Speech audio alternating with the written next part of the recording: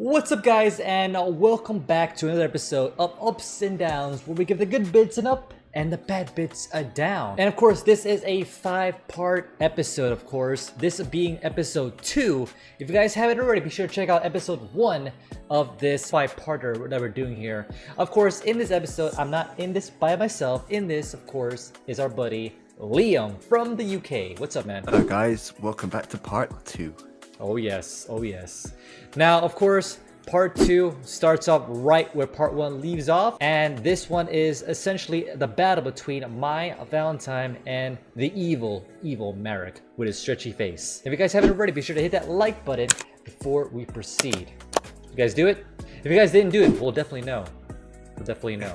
Alright guys, here it is, leaving off where we left off. This one is an interesting one. How does the episode start, Liam? Cutting straight back into the scene, you come towards the scenario where Taya's being faded from her memory, while Taya's trying to cheer her on in the background ever so slightly, but because of the situation, she doesn't know who that person is. The notes I have here is basically whose voice is that, and you know, we say that all the time when we hear Taya, but of course now we actually see that in fruition. Yeah, she's out of the memory, and of course there's nothing that anybody can do about it. So in this next scene, we have Marik here summoning what we call the Makura, the Destructor, in attack position. Of course, this is what kind of leads into, I guess, memory that potentially is lost in Mai's history. So in this next scene, we have Marik here summon Makura, the Destructor, I think is what our note says, in attack position. And of course, that leads into the next move that can potentially remove another memory out of Mai's memory. Or at least Mai's mind, which sounds even more weirder when you combine those two words together. Like, little high note for me in this moment is where we have Marik and he uses the black pendant. Very nostalgic. Now, it's a very nostalgic card, and especially considering it's a card that is so old school. You know, it's something that you wouldn't see often, especially when brought up to where you're using Egyptian god cards and such normally. But in terms of the black pendant, you know, call us old school, call us nostalgic, but we're gonna give that a general up as well. First up of the episode is a humble one. It's a humble one. Indeed. Obviously, with the black pendant, for those that may not know, it increases the attack of that monster by 500, which of course would be more attack power than what Mai has in play. But she activates a trap card that lowers that attack back down to 500 and ultimately destroys that card. And with, of course, Black Pendant being destroyed, it actually damages her life points by 500. What I really like about this episode is the fact that someone vanishes from his memory, but it's like his minions. If he forgets about his minions, he doesn't care. So in that respect, that was actually pretty cool and pretty badass of him. Yeah, I don't care if I lose memory of these guys. They're not really a part of me, so like, if they're gone, cool, let it be. And of course, with that little emotion, how do you feel about that, Liam? Do you agree? Because I think that's going to be a general up for me as well. Another nod towards the teen rating of this anime. You know, there's more layers to it than just being, oh yeah, these are going to be significant people to me as well. Because, hey, he's the bad guy. You know, he's going to have it stacked in a certain way that's going to work for him to the way that this Shadow Realm game that he's only really ever known. Whereas all of these guys like Mai, this is the first time beknownst to her that she's ever been conscious in this realm. So this is all brand new to her. So he's had time to play in this realm where it's only servants he's losing. Exactly. And it's also kind of cool too that I want to bring up is like, I like the way that he's kind of playing and toying with her as well. It's like, oh, this is the first time she's ever been in Shadow Realms. Let's kind of like mess with her head even more. And I thought that was really cool and like really psychological battle that I really like about this. The man was playing 4D level chess. Pretty much. Suddenly, Marik's turn. He has the rope trap card, which allows him to revive a graveyard monster, and also increases attack points with his big bonus in a bonus in attack points, and comes down to him using this opportunity to attack her card, and thus making another significant memory from her. But who is it? And of course, that person is Joey Wheeler. Of all the people of the randomization, how it seemed and how it was laid out, it was Joey. Joey was finally selected. And in doing so, it triggered a big chain of psychological memory flashes. With the memory of Joey being wiped, she has a trigger of memory flash before her. She has some sort of origin story behind her. She goes through a backstory about her being someone that's going to be on her own, to stand on her own 2 feet. It goes through the harpy cards that she again eventually collects, then eventually fades towards the friends that she has made with Yugi and the other cast of other friends, and it takes her back. She falls. As Liam was saying, that this kind of triggers a backstory. That's how she met the harpies lady. That's how she kind of developed her deck. And I actually really like this idea because it kind of shows, I don't say this is the first time we got some backstory on her, because obviously we knew about this character. She's been in the journey. This is like the 91st episode, and now we're getting some backstory on My Valentine, which I think is a long time overdue. Regardless, I enjoyed it nonetheless, and I'm gonna give this little section a general up. Do you agree? Absolutely. We've done reviews. We've seen characters have father issues, and it was dealt with in such a worse way. It's put together, it's quick, we kind of get a gist of her history. It's not long and drawn out, so if you guys haven't already seen that episode, actually we have a link over here if you guys want to check out an arc of the episode of, I guess, what we're referring to, referencing. So upon losing her next card, Yugi decides to use his magic pendant to finally help her out. It's funny too, because why now of all places? Like, he could have did this a long time ago when Taya was gone, but it's like, yeah, we don't care about Taya, but when Joey's gone, now it's time to intervene. Now we gotta do something. So Yugi kind of phases himself into the Shadow Realm trap that is Mai and Marik's kind of scenario at the moment. He appears through the trap, giving Mai a words of wisdom that it's not all bad, there is a way of salvation. Just to kind of play on the fact that it's now serious enough for him to actually see what's going on inside. In this like Shadow Marik's illusion that he's created, like they're having this like big conversation about Mai, like, oh, there's people out there who believes in you or whatever, and she hears the distant voice of like Joey. Like, I don't recognize that voice, but I feel connection with that voice. And like Marik is in the middle, literally in the middle of this conversation, and he's like, Yuki, get out of here. What are you doing? And of course it shows that he's using his magic as well. And there's a little reference later in the episode where it's, Marik, stop using your magic. It's like, Yuki, of course you use your own magic as well. It's like, what are you talking about? There's a reason why we have these skills. I'm not gonna stop doing my skills, my magic abilities, if you're still gonna use yours. So, touche. And of course, with that interaction, but I think I might give that a golden up, because I was like, yeah, that's right. That's right. Golden up, just because it is one of those moments where a main hero gets his touche moment. You know, in a lot of anime series, they don't do that tactfully, whereas this. Yeah, so definitely a G up for us. And as the words of wisdom and welcoming start to come through, Yugi gives the wise words of just go careful, play the game, and that's all I'm gonna do for you. The thing is though, like, he was gonna give more advice to Mai Valentine, but of course Mai was like, don't worry, Yugi, I got this, believe in me. And of course, all the while Joy was like, are you really gonna make her go through the shadow duel? And of course, confidently, Yugi basically mentioned that, yes, I'll let her do it, because that's her choice, that's her decision. And then Joy was like, hopefully it is a good decision. And that's when she summons this monster right now, the Amazonas Chain Master in attack position. As Mai plays the Chain Master, she also in tandem with it with a spell/trap card in the face down position. And Marik gets his turn, plays card holding arm, or arms card, and in doing so, locking her character's ability to do attack. It's at this point the comedy comes in, where Marik calls out Yugi for using his magic.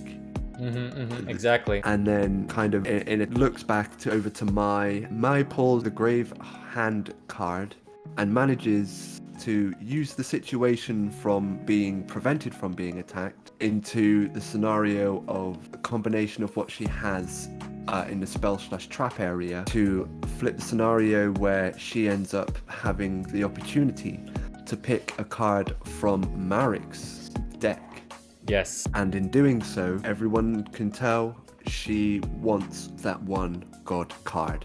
Oh yes. Now the one thing I want to point out real quick, like there's a bit of a translation error or something, I don't know, but just look at the card right now. the son of God dragon. So not even the winged dragon of Ra. Like, I don't know if that was intentional or not, but I find it kind of funny. So it's kind of a small down, but a minor down just for the continuity area. But I don't know, maybe it was intentional. You let us know in the comments down below. But for us, we're gonna give that one a down. Not a brown down or a B down, but a down nonetheless. So even though my Valentine has the winged dragon of Ra here, the confidence in Marik's eyes obviously shows that yes, you have it, but can you control it? Do you even know how to use it as a mere mortal? So I found that very, very conniving, and that little tension added as well into the scene. Every once in a while, with each move, there will always be, in this episode, a quick cut over Kaiba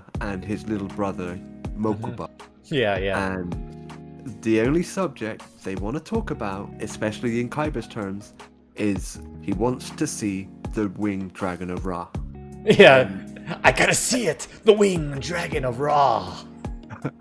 It was almost comical to the extent like, damn, calm down, Kaiba. I mean, like, I don't know. We're trying to keep it PG as possible, but you kind of get the idea. He's like really going hard on this. So slow your roll, man. Slow your roll. You'll see it. Slow your roll. It's a week up, but just the fact that it made us laugh, we'll give that section a little up as well. So with some newfound confidence, Mai now has the God card in her hand. She then pushes down one of her Amazon cards. She does realize that in order to summon the winged dragon of Ra, she needs to sacrifice 3 monsters, which of course she doesn't have. She has her back up against the wall, but thankfully there was a savings grace because she managed to pull an Amazoness spellcaster with a little up her sleeve. And during Marik's attack phase, the attack gets swapped from hers to his. Yeah, pretty much the attack point is swapped. So now her, I guess, monster now has more attack power than his monster. And in doing so, manages to destroy his card, and it pans to one of his servants that he ends up forgetting about because, you know, he doesn't care. Exactly. Yeah, pretty much this guy right here. Who cares about this guy? Yeah, he's gone. He's now Thanos. Marik then pulls out a trap card with the last will, which gives him 5 fresh cards. Yes. And in doing so, manages to pull Nightmare Wheel, which attached itself to my current card that she has on the field.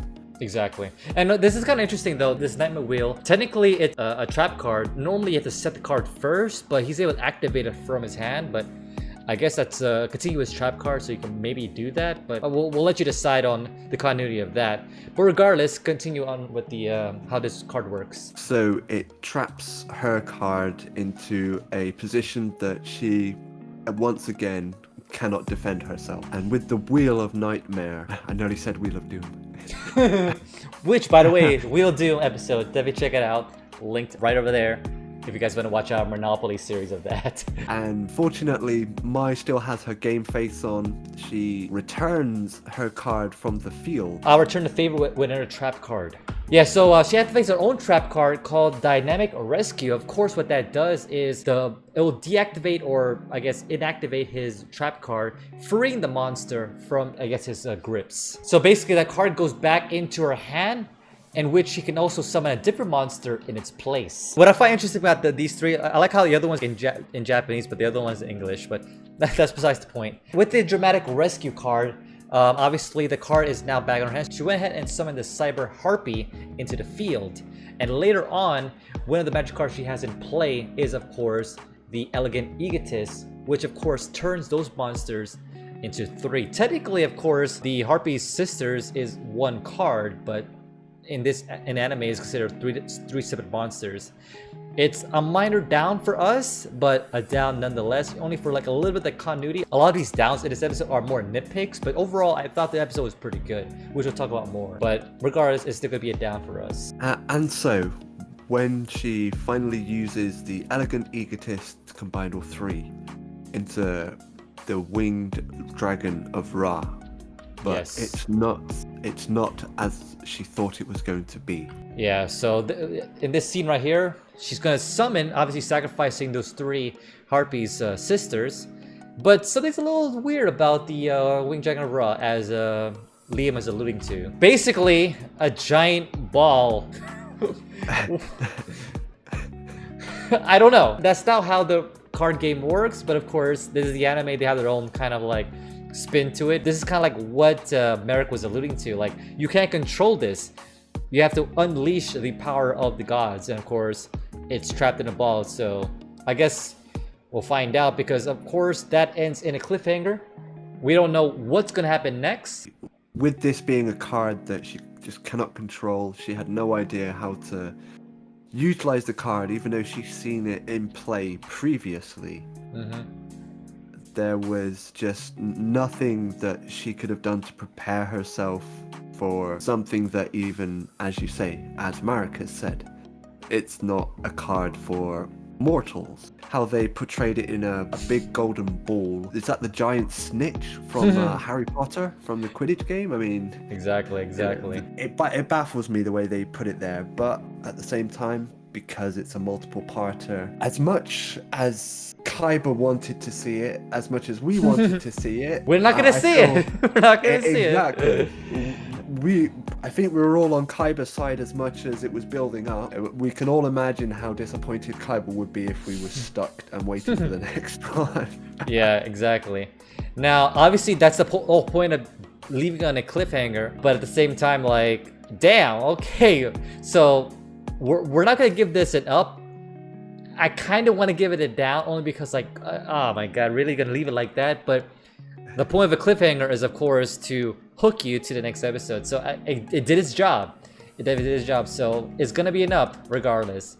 And yes, I enjoyed it for the most part. The entire episode was this battle. It was a lot of back and forth, a lot of like emotion, some backstory with My Valentine, and for the most part, I enjoyed it. So what do you think about this episode, Liam? I think once again they smashed it with how they introduced the history of the gods, and having the interaction of Marik and Yugi using their shadow magic to communicate during the battle. A layer of mystery as to who else and wherever could be coming into the frame later down in the next episode, as it were. Because when it comes down to it, I just really want to see, as much as Kaiba does, that damn card now. Hopefully see the next episode. Obviously, guys, definitely subscribe to this. Will be a multi-parter. We'll definitely be watching the rest of this series as we get closer to the actual release of these structure decks for Cypher the Sky Dragon, which is not featured here, of course, or Obelisk the Tormentor, which may be featured later on, which I release an episode every single week leading up to that unboxing. So obviously, definitely get excited for that as much as we are. But overall, though, would you give this a general up or a general down? I would give this a general up, 100%. Rewatching it from an adult, you know, it still catches me in the feels. Exactly. Yeah, I have to agree. So, like, I will also have to agree with you. I will also give this one a general up as well for an overall episode. After watching this many years down the line, we still feel the same hype, same excitement of seeing the Winged Dragon of Ra actually appear in our anime screen. So, great episode. Alright guys, that pretty much concludes it. Hope you guys enjoyed this. If you did enjoy it, definitely support the show by giving us a like and subscribe for more parts, because obviously this is a 5-part episode. Definitely, if you guys haven't already watched part 1, I don't know why you're watching and a part 2, but definitely check out part 1, and of course future episodes later as we get ready for that unboxing of those structure decks. Super excited. And of course, that's pretty much all we got. If you guys want to support the show even further and want to go above and beyond, consider pressing the join button and join the collective. You get exclusive perks as well as discounts in our online store, and of course you also get members only live streams of some of our more epic unboxings that are unedited for your viewing pleasure. And of course, once those videos do go live and edited with post-productions, those videos do go unlisted, so you're not obligated to be a member, but if you guys want to be a member, it definitely helps support the show in the long run. But that's pretty much all I got. We'll definitely see you in part 3. Until next time, this is Talos and Liam signing out. Peace.